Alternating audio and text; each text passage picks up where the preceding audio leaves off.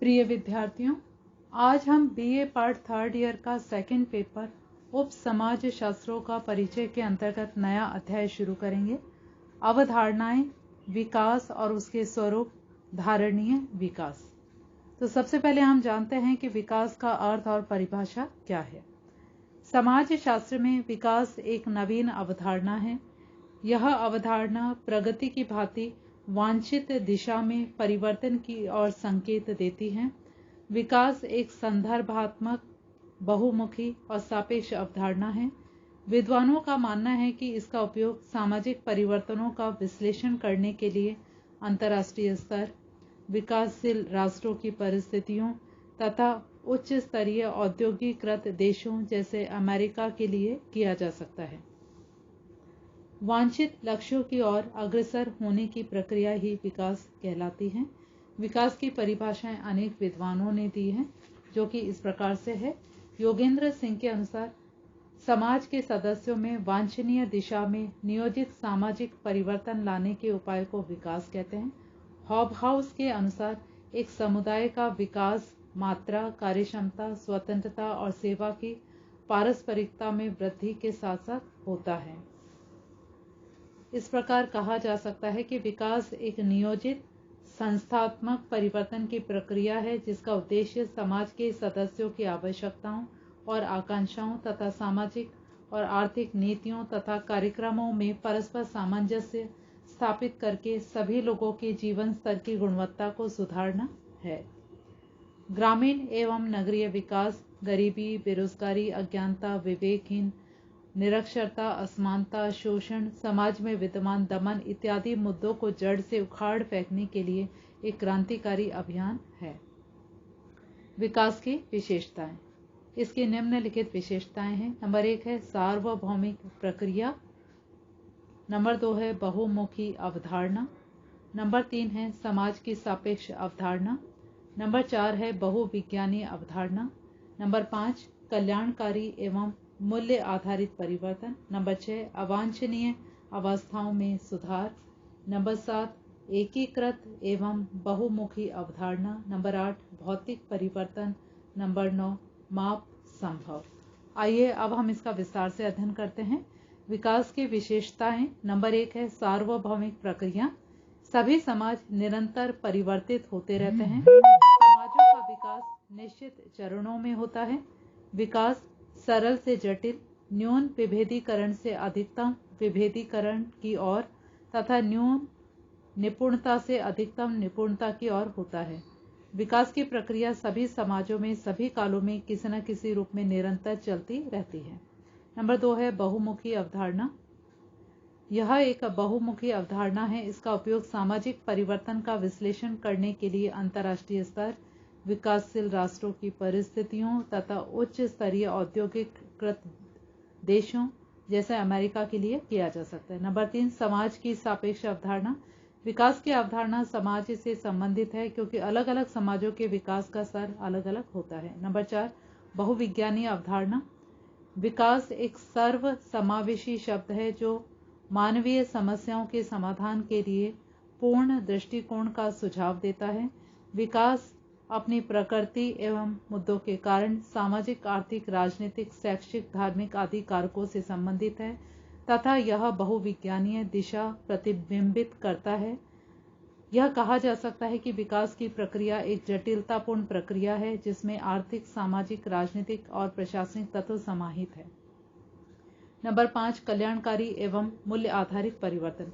विकास कार्यक्रम एवं योजनाओं का उद्देश्य समाज के पिछड़े वर्गों, जातियों, जनजातियों, बेरोजगार लोगों, महिलाओं, बच्चों, वृद्धों, बीमार लोगों, गांवों, नगरों और श्रमिकों आदि का कल्याण करना है।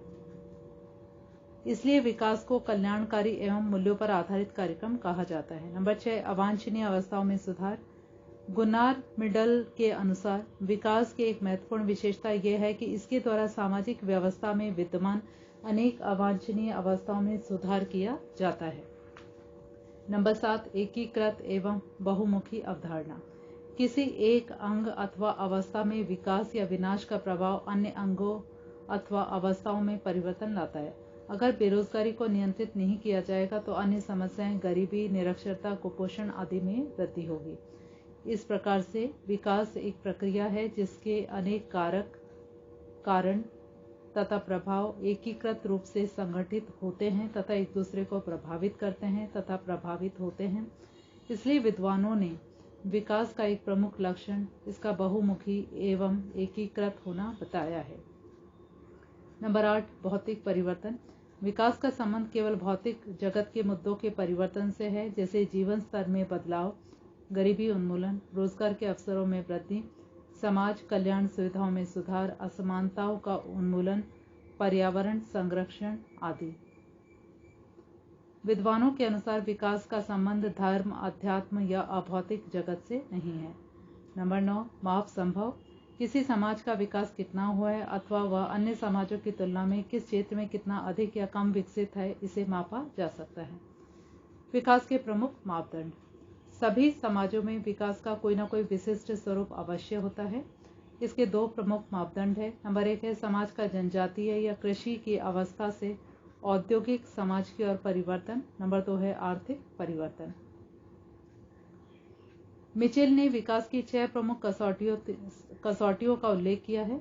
नंबर 1 है अशिक्षा से सार्वभौमिक शिक्षा की ओर परिवर्तन। नंबर 2, एक तंत्र से प्रजातंत्र और सार्वभौमिक वयस्क मताधिकार की ओर परिवर्तन। नंबर 3, कानून के सामने सभी की समानता में वृद्धि। नंबर 4, राष्ट्रीय प्रभुसत्ता में वृद्धि। 5, धन के केंद्रीकरण से उचित और न्यायपूर्ण वितरण की ओर परिवर्तन। नंबर 6, स्त्रियों की दासी की स्थिति से साथी की स्थिति में परिवर्तन।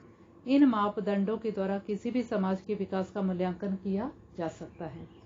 भारत में विकास। भारत में अनेक योजनाएं वांछित दिशा में ग्रामीण एवं नगरीय समाजों में परिवर्तन करने के लिए चलाई गई हैं तथा उनको विकास कार्यक्रम नाम दिया गया। जैसे ग्रामीण भारत में 1952 ईस्वी में ग्रामीण विकास कार्यक्रम शुरू किया गया। अनेक विकास कार्यक्रम स्त्रियों, दलित वर्गों, उद्योग धंधों, कृषि के विकास के लिए अनेक नीतियों को कार्यान्वित किया गया है। राजनीतिक, सामाजिक, शैक्षणिक आदि अनेक विकास कार्यक्रम चलाए गए हैं।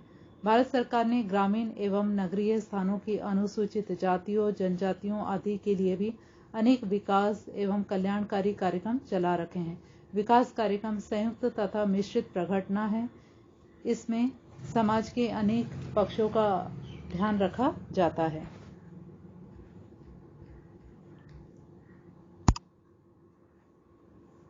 विकास के मुद्दे। विकास के निम्नलिखित मुद्दे निर्धारित किए गए हैं। नंबर 1 है गरीबी का उन्मूलन। नंबर 2, बेरोजगारी का उन्मूलन।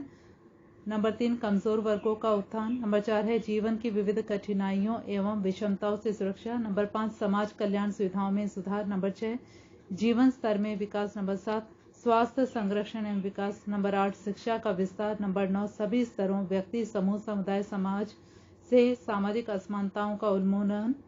नंबर 10, सामाजिक न्याय एवं विभिन्न अवसरों का समान वितरण। नंबर 11, पर्यावरण संरक्षण और नंबर 12, सामाजिक विकास कार्यक्रमों में सभी की भागीदारी को प्रोत्साहन। तो बच्चों, आज के लिए बस इतना ही और अगली क्लास में हम विकास के रूपांकन की योजना के पक्ष की चर्चा करेंगे। धन्यवाद।